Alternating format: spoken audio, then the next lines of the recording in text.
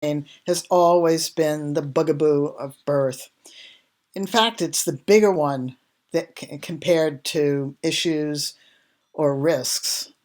Most issues and risks don't actually become problems. It's just that the medical profession or your midwife want to monitor them. They do assessments, monitoring, and procedures. Sadly, those have all been lumped into the word interventions with the implication that they're all imposed on you and unnecessary. And this is where it becomes so confusing in childbirth conversation. Around pain becomes confusing as well. Most women, up until the time we developed the Birthing Better skills, they talked about labor in this way. Oh, at the beginning of labor, the contractions weren't too painful. I didn't have any problem. In fact, I didn't even know I had them. Then they got a little bit more painful, but it was okay. Then they got a little bit more painful, and then they got more painful, and then they got really, really intense, and then I started to freak out, and then they got so intense, I just felt overwhelmed. Well, that's a conversation. So Birthing Better families had to deal with that. We nitpicked the crap out of everything. And in the next lesson, actually, the progression of labor, you're going to get the PDF about the 5 phases of contractions.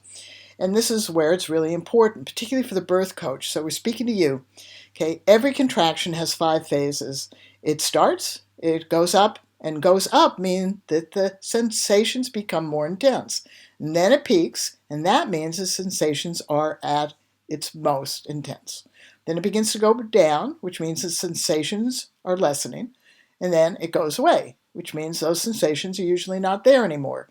So we can use skills through those 5 phases, but we did put it in a different lesson. So in this lesson are all of the tips of what we learned how to cope with pain. Now there's a big argument about how women behave in labor. And let me tell you, that has to do with the 2 birth behaviors lists you've had before. Women who are coping well, they don't have to like birth, are behaving the way you see and hear them behave in one of those lists. And when they're not coping well, when they're feeling overwhelmed, they behave, they sound, and look like what's on the other list. Women don't want to be in the other list. They want to be coping and managing well. They want to be behaving as though they're coping and managing. It's not about being a good little girl. It's about knowing how to cope and manage. And you do that by using your skills.